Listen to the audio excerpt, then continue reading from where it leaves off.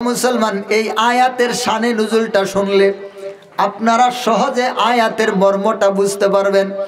তাফসীরে কুরতুবির মধ্যে লেখা হয়েছে এই আয়াতের তাফসীরটা।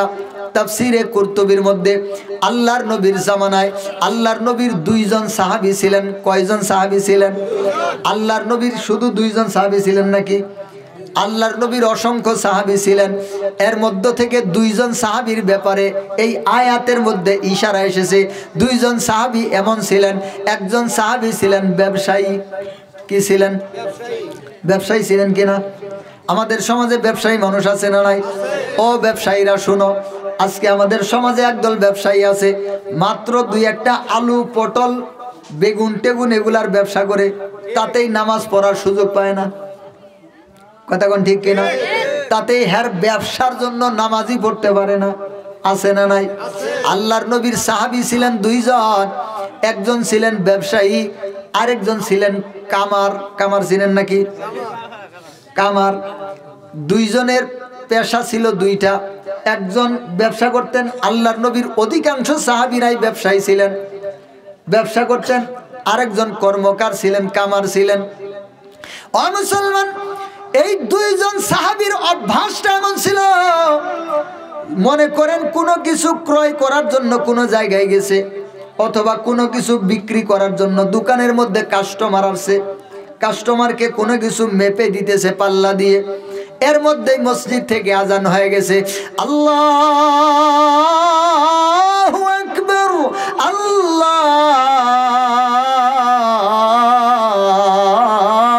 আকবার। যখন কোনো কিছু ওজন করে মানুষের সামনে বিক্রি করতেছে, এর মধ্যেই মসজিদ থেকে আজান এসে গেছে, আল্লাহু আকবার, আল্লাহু আকবার। তাফসীরে কুরতুবির মধ্যে লেখা, আল্লাহর নবীর সাহাবী আজান শুনে পাল্লাটাকে সঙ্গে সঙ্গে রেখে দিতেন। আজান কানে আসার সাথে সাথে মনে করেন পাল্লা হাত দিয়ে ধরছে, দাড়ি দিয়ে মাপতেছে, এই সময়ের মধ্যেই আজানের শব্দটা কানের মধ্যে আসছে, তো সঙ্গে সঙ্গে পাল্লাটা ওই জায়গার মধ্যে রেখে দিছে, এইটা আর উঠায়া হাত দিয়ে ধরে না।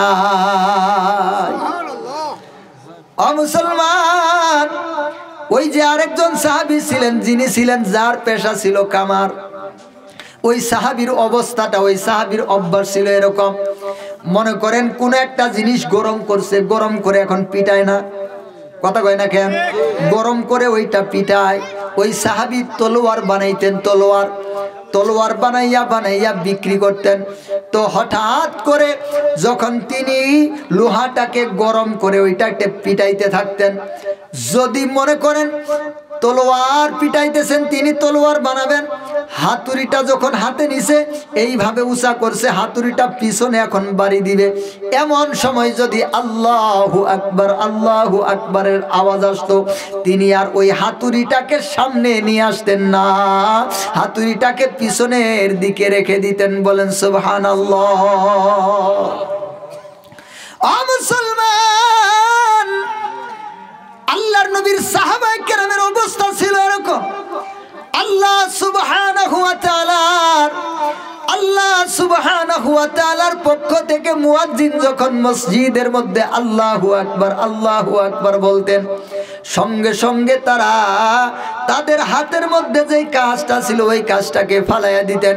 ওই কাজটাকে তারা পূর্ণও করতেন না, ওইটাকে বাকিটুকুও করতেন না, পিছনের দিকে নিয়ে গেছে বাড়ি দিবে, ওই বাড়িটা পর্যন্ত না দিয়া হাতুড়িটা পিছনের দিকে রেখে দিত।